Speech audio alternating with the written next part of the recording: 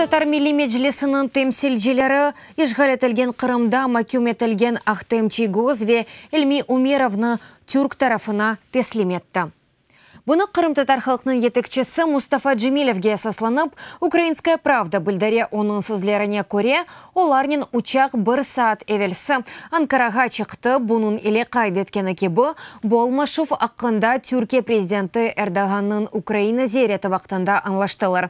Сентябрінің 11-інде Кремль незареті алтында çalışқан Қырымның юқары махкемесі Ахтемчи Гозны 8 yıllık қатты низам колониясына жазасына мәкюм етті. Русия кеметі оны Украина топрақ бүтінлігіне қол тұтув митингі вақтында күтлевей низамсызлықларының тешкіл етілмесінде қабатлады. Сентябрінің 27-сінде Кремль идаресінде олған Ақмешжет район махкемесі Эльми Умеровны 2 yıllık ерлешув колониясына мәкюм етті. Оны сепаратизмге чығырувларында қабатладылар.